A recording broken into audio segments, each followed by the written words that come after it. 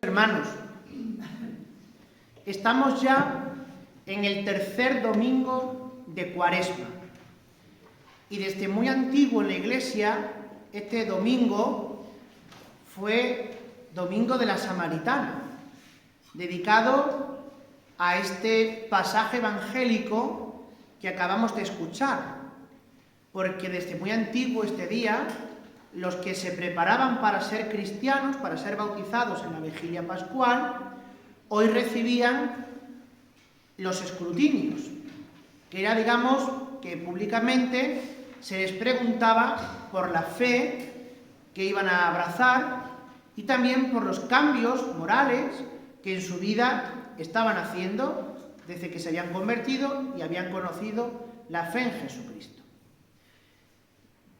Llevamos 2000 años que este mismo domingo, repito, leemos el Evangelio de la Samaritana, porque aquí se nos presenta a Jesucristo bajo una imagen, bajo la imagen del agua. Y es interesante que estos domingos que quedan no perdamos la oportunidad de acudir a la Eucaristía, porque son 3 domingos donde se nos ofrece una catequesis en 3 etapas. Este domingo es el domingo del agua, la Samaritana. El domingo que viene es el domingo de la luz, porque es el ciego Bartimeo, que sale de la oscuridad de la ceguera a la luz de la vista. Y el último domingo, que es la resurrección de Lázaro, es la vida.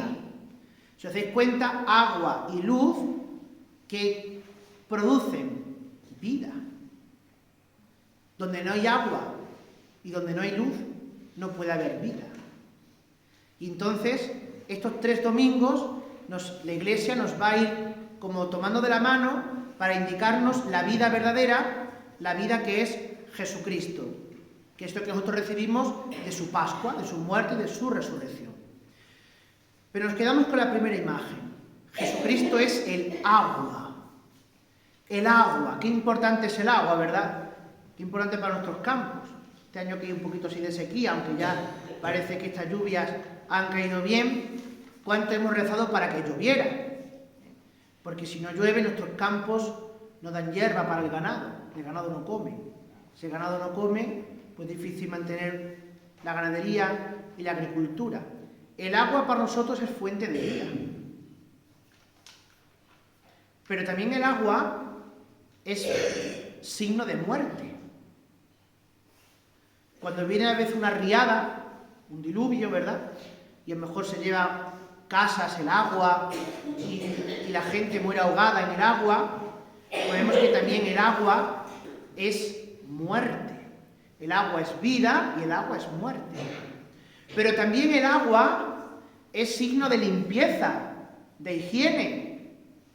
Pues es importante tener agua para limpiarse, para estar limpios y oler bien, no ser sucios.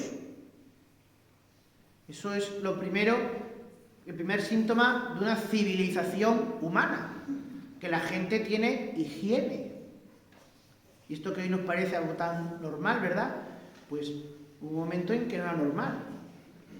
Hay relatos incluso de misioneros que cuentan, ¿no?, cuando iban a las tribus indígenas, cómo no conocían la higiene. Y entonces tenían que cubrirse las partes íntimas, porque ellos hacían sus deposiciones y no se limpiaban. Entonces los olores eran, pues imagínense, ¿no? Y las enfermedades y todo lo que había ahí.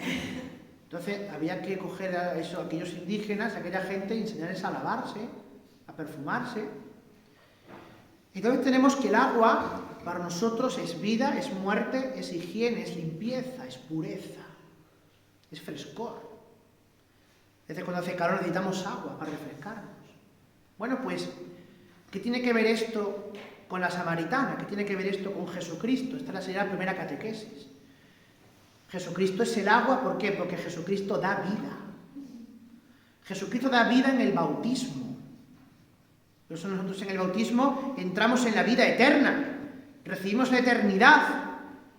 Y Jesucristo da vida al alma cada vez que comulgamos en gracia de Dios. Y subrayo lo de gracia de Dios, porque no vale comulgar a cualquier precio, sino que comulgar con las debidas disposiciones. Jesucristo nos da vida por su palabra, por sus sacramentos. Porque para eso ha venido al mundo, Él lo ha dicho. Yo he venido para que tengan vida y la tengan abundante. Jesucristo no quiere la muerte del pecador. A Dios no le interesa la muerte de los pecadores. A Jesucristo, a Dios, le interesa que el pecador se salve. Por eso cuando Jesucristo hablaba con la samaritana, veíamos que le denunciaba un pecado. Cuando Jesucristo le dijo aquello de los maridos. Entonces ella se quedó así como asombrada y dice, este no me rechaza. ¿Te das cuenta? Que la samaritana iba sola a por agua. Algo impensable en aquel momento, porque el pozo de Jacob estaba en un descampado. Entonces las mujeres no iban solas nunca, ni los niños tampoco. Iban siempre en grupos de amigas o de mujeres de una misma familia, de una tribu. Y esta mujer iba sola, ¿por qué? Porque era rechazada por todos. No tenía amigas. Y sin embargo Jesucristo se presta a hablar a ella. Jesucristo no se horroriza. Bueno, porque Jesucristo no se horroriza tampoco de nuestro pecado. Porque Él ha venido a darnos vida. Pero también hemos dicho que el agua es muerte. El agua mata. Cuando el agua es violenta, cuando el agua es fuerte, es arrolladora, el agua mata. Y Jesucristo de alguna manera también mata. ¿Y qué mata Jesucristo? ¿Qué mata su agua en nosotros? Mata el pecado, mata el vicio, mata la debilidad. Por eso el bautismo, dice San Pablo, en su capítulo 6 de la Carta a los Romanos, que en el bautismo fuimos asociados a la muerte de Cristo, fuimos sepultados con Él, pero también resurgimos a la vida con Él. Porque tiene ese doble efecto, es que para tener vida primero hay que morir. Como tantas cosas en la vida, para tener cosas mejores hay que rechazar las menos buenas. Pero el problema es que a veces la muerte es trágica y es algo duro. La muerte de un ser querido, un familiar, es algo duro. Y la muerte espiritual, la muerte al pecado, también se convierte en algo duro. ¿Por qué? Porque exige lucha. Y exige no compadrear con nuestras apetencias, con nuestros caprichos, ¿no? A veces lo peor que nos puede pasar, cuando el primer síntoma para saber si una persona ha sido derrotada, si una persona ha sido totalmente derrotada por el mal, es cuando esa persona llega a decir, bueno, no pasa nada. Bueno, como Dios todo lo perdona. Bueno, es que esto... Cuando tú empiezas a autojustificarte, entonces has sido derrotado por el mal. Pero eso no solamente en la vida espiritual, ponerlo en todos los órdenes de la vida. En vuestro trabajo profesional, cuando tú empiezas a admitir los primeros fallos, las primeras negligencias, bueno, no pasa nada. Como decía hace poco una ministra, ¿no? Bueno, 120 millones para arriba abajo no son nada. No, cuando uno tiene negligencias en su trabajo, o tiene negligencias en su familia, entonces estás derrotado. Porque empiezas a conformarte. Entonces es necesario que Jesucristo también entre matando muchas veces el pecado en el alma, para tener vida. Pero también hemos dicho, esta es la tercera, que el agua es higiene, es limpieza, es pureza, es frescor. Y eso es lo mejor que Jesucristo nos ha traído a nosotros. Es la vida nueva. Es sentirnos de nuevo limpios por su gracia.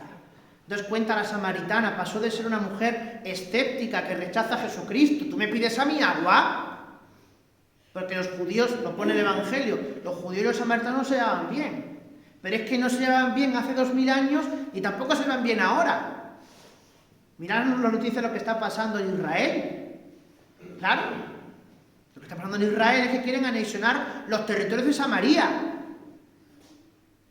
Y están yendo a la ciudad de los samaritanos. Porque no se ha llevado nunca bien. Entonces había una lucha.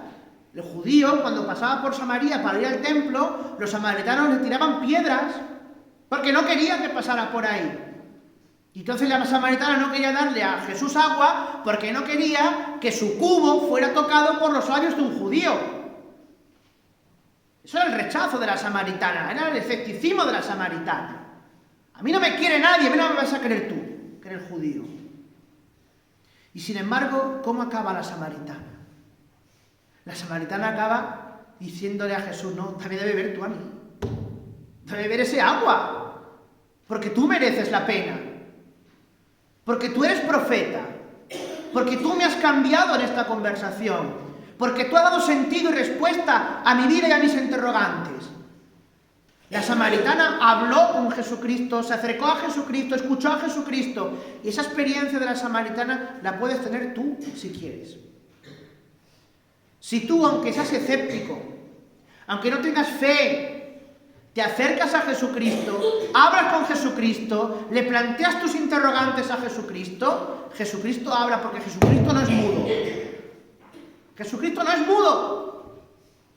Los mudos somos nosotros que no sabemos hablar. Y estamos llenos de complejos, de miedos, de reticencias. No me compliques la vida, cura. No me compliques la vida. Y Jesucristo viene a ponerte todo patas arriba. ¿Para qué? Para que salgas de tu desorden, ese orden en que estamos a gusto. Y Jesucristo empieza a ordenártelo todo. Y entonces, como la samaritana, das el paso. Hasta decir como aquellos samaritanos, ¿no? Ahora creemos que este es el Salvador del mundo. Porque ese es el fin de la fe.